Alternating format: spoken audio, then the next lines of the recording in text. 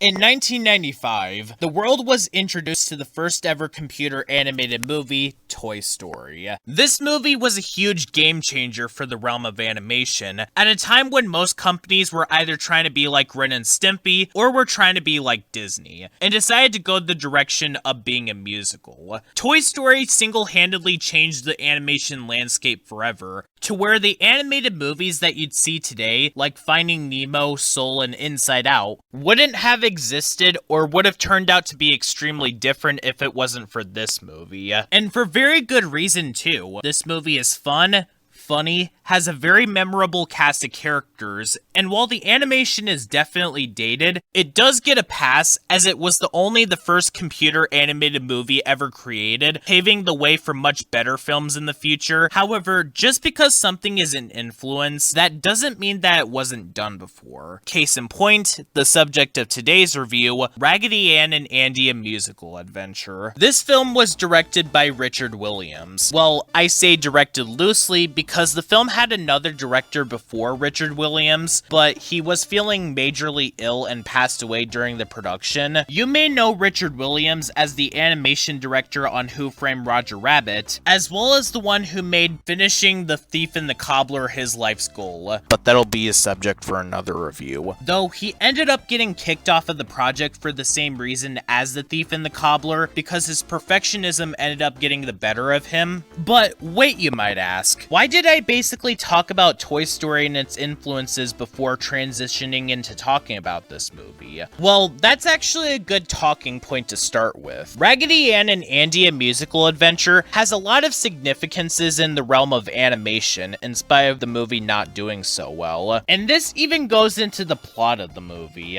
as this movie revolves around a ragdoll named Raggedy Ann and her brother named Raggedy Andy. During Marcella's 7th birthday, she gets a French doll named Babette, who ends up going missing because of a pirate in a snow globe. And so Raggedy Ann and Andy have to go and rescue her, meanwhile running into several bizarre characters, some of which being absolute nightmare fuel. Now, when describing the plot of this film, you can already see the influences that this movie would end up having on films like Toy Story, and I don't know if there were some before this, but this is one of the first animated movies to do the X does things while humans aren't looking premise, specifically with toys, coming out a staggering 18 years before the original Toy Story came out. And not only that, if you watched The Amazing Digital Circus, then you'd know that Gooseworks very much took influence from this movie when creating that show, given the bizarre characters, and the fudge from the latest episode is inspired by the Greedy. However, as time went on, I learned that just because something is an influence on a bunch of media, that doesn't inherently make it good. There are first-of-their-kind products that can still be enjoyable, admittedly. There have been shows and movies that have come out that are better than them, but they can still be enjoyed even to this day. Raggedy Ann and Andy: A Musical Adventure is a movie that I honestly respect more than I actually like. I'm not gonna deny that this movie did do wonders for the realm of animation, but because there have been products out there that did what this movie tried to do and they did it a lot better, it makes this movie not worth watching anymore, because anything that this movie did, other products did, like Toy Story, The Brave Little Toaster, and The Amazing Digital Circus, and all of them did those aspects a lot better than this movie. It kind of reminds me of Doug in a way. Doug is also a show that had influence, being one of the first slice of life cartoons, which is what led Nickelodeon to getting shows like Hey Arnold and As Told by Ginger. But with there being better options out there, it made it not worth watching anymore. And that's exactly how I feel towards Raggedy Ann and Andy: A Musical Adventure. Not helping in this movie's favor is that the writing in this movie is not good. What's wrong with the writing in this movie? The film has a lot of padding. Thankfully, it's not through dragged out sequences or characters goofing around, so it's not another Rock Dog or Rodfellows movie situation. Thank goodness. Rather, the film pads itself out with songs. Before Raggedy Ann and Andy go out to rescue Babette, the film is already singing more songs than how many songs that the average Disney movie has, which really does halt the film's runtime, especially when 6 minutes of the film's runtime is taken up by one of these songs. I'll be going into what I think of the songs in a little bit, but needless to say, it's quantity over quality. And because of the fact that this movie is loaded with musical numbers, it really does overshadow the characters and whatever kind of development that they could be given.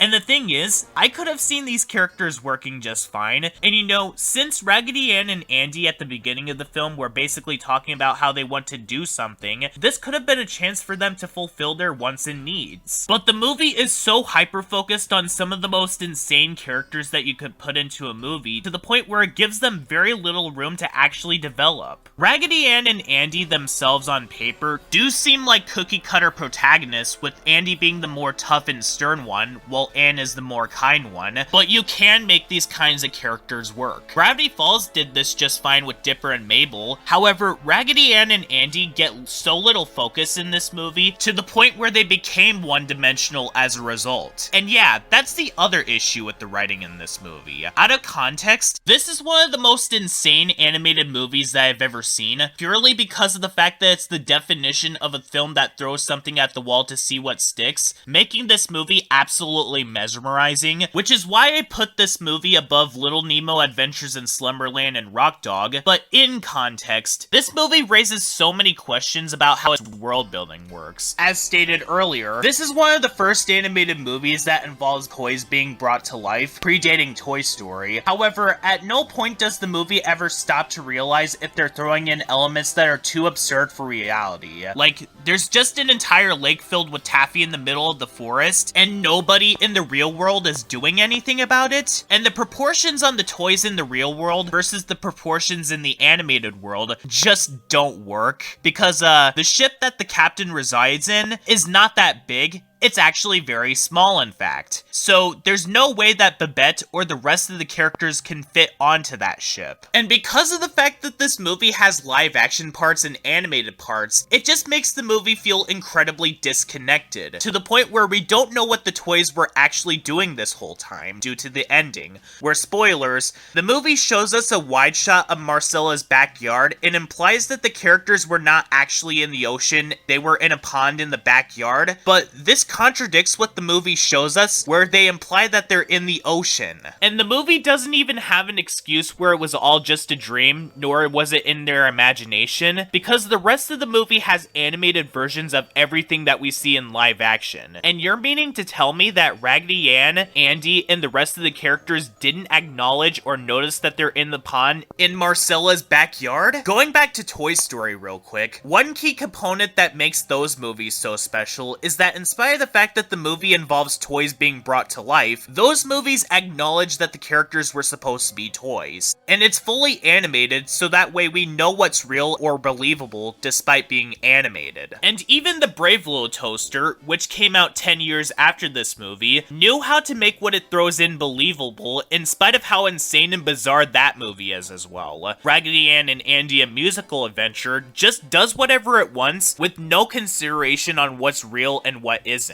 This isn't like Alice in Wonderland, where the movie makes it clear that Wonderland is just a figment of Alice's imagination, and the movie is not even set in a world where anything could happen like Rocko's Modern Life, Teacher's Pet, or OKKO. That's why I was more accepting to what happened in a movie like Storks, because the movie made it very clear that we weren't supposed to take what happened super seriously. Sure, there were still things that were questionable, but the movie was not trying to be super down to earth like this movie is trying to be. Even the Lego movies have elements that are more believable than what this movie does, and the first movie literally implied that Emmett was confronting Lord Business on his own, and the second movie had time travel and Emmett being able to move out from underneath the Watcher to go back in time.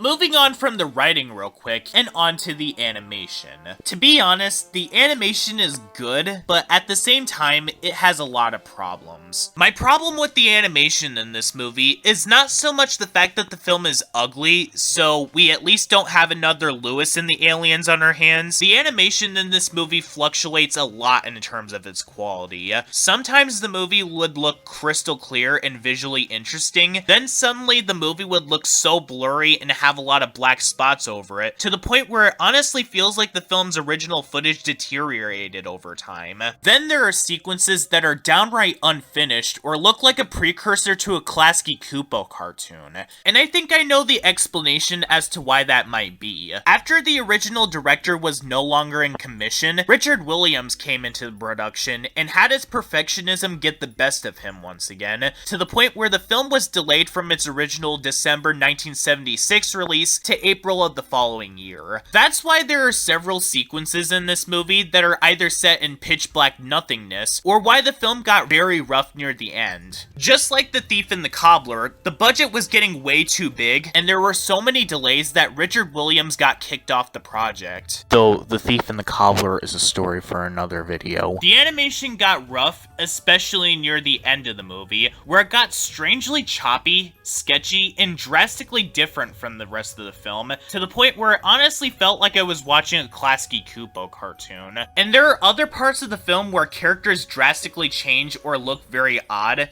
especially during the song Blue, where both Raggedy Ann and Andy look very robotic, or the Taffy Pit scene, where they and the camel with the wrinkled knees look strangely glossy and jarringly different to how they look during the rest of the movie. And this also goes back to the proportion problem, where the movie just does whatever it wants with no consideration to the toy counterpart. In the real world, the captain's ship is not that big, nor is the captain himself big enough that he's able to pick Babette and carry her. And this is referring to the real world toy versions of both of them, by the way. And as for the songs, it's very coincidental that I brought up the Brave Little Toaster as a comparison for this movie, because both this movie and that movie are precursors to Toy Story. However, where with the Brave Little Toaster, it had only 4 songs, but 3 out of 4 of them are absolute bangers, Raggedy Ann and Andy: A Musical Adventure has several songs, and because of this, they can get very hit or miss. And because of this, by the end of the movie, you'll go all like, "Stop singing!" And the songs in this movie can range from being good but only out of context, being forgettable, very pointless, or being absolutely terrible. The worst song in the movie is You're My Friend. Here's something that I learned today: never have a parrot sing. This song is not only extremely ear-grating, as they not only picked the most annoying and off-key singing that they could choose for a song, but it's the kind of song that only a parrot can sing, where the parrot is only singing the lyrics because the captain is singing it. And not just that, they picked the worst visuals that they could use for it. Being in a dark room with an obnoxious shade of orange flashing over the captain and his parrot. Through thick and thin, thick and thin, you're my friend to the end. To the end. 0 out of 10, never listening to this song ever again. And as for the other songs, I honestly feel very half and half about. The best song in the movie is titled Blue, not only being a reminder to how much potential this movie had for character development, but that was sadly thrown out the window. This song is both extremely heartbreaking and catchy at the same time, with this poor camel being alone, with the song apparently being a bluegrass theme. How can you be anything but low down, saggy, and ragtag baggy and blue? And then there's the song titled I Look at What I See, which is a whimsical song that is good both in context and out of context. Lots of butterflies in the air, lots of honeycomb everywhere. And the film's revision of Candy Hearts and Paper Flowers is a beautiful way to end out the movie. Will always keep me Close to you. But then there are the other songs that sound good, but only out of context. The song titled No Girl's Toy, out of context, is an upbeat song that shows Andy's determination to be seen as more than just Marcella's doll. Not some sugar and spicy, lacy and nicey, sissy you're gonna enjoy, no, girl's toy. But in context, this song is very pointless because none of the traits that Andy sings in this song is presented anywhere else in this movie. And Candy Hearts and Paper Flowers out of context is a lovely duet between Ann and Andy. It's because I love you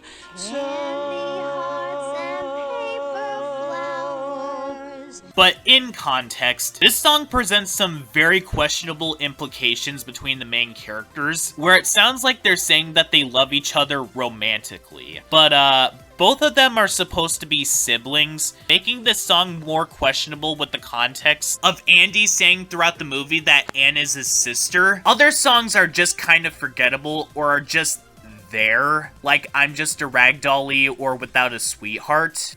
I'm just a rag dolly, happy and smiling all day. But without a sweetheart, I never get enough. But the rest of the songs are just pointless, like the pirate song because it's over as soon as it begins, the songs with those naked dolls that sound like chipmunks, Because I Love You because this song is over as soon as it begins. Hi-yo, for the life of a pirate, trim the mizzen and shiver the timbers and hoist the main. We're so, oh so curious, we could die. Whoa! You may be all in tatters, but laughter's all that matters, and that's how I love you! And the rest of them are miscellaneous and cut down that I don't believe that they're worth mentioning, because this script is already getting long enough as is, to the point where I'm just gonna get to the final verdict. So overall, Raggedy Ann and Andy: A Musical Adventure is just okay. It's definitely not good, and I'd say that this movie is one of the weaker animated movies that I've taken a look at so far for Sean's yearly reviews. It's slightly worse than 9 because of its messy writing decisions, but still better than Little Nemo Adventures in Slumberland and Ruby Gilman, because I can definitely look back and say that this movie is interesting with how it works and how it doesn't. But regardless, if you want to see an animated movie that is nothing but insanity, I guess this movie would work. The best way to describe it is that it's one of those movies where you can watch it with a group of friends and laugh at how bizarre it is, or you could basically turn off your brain and have a good time, because this movie is absolute bonkers. But at the exact same time, it's a movie that I respect more than I actually like. Because without this movie, we probably wouldn't have gotten the Toy Story movies, or even the Amazing Digital Circus. But at the same time, this is probably a movie I don't know if I'll ever watch again. But if someone suggested it, I would watch it with them for the lulz. And if there's anything else that I could respect this movie for doing, is that it took risks, and showed that a movie that is cutesy on paper can push the envelope for what animated movies can get away with decades before MLPFIM, and also doing this in the 1970s of all decades.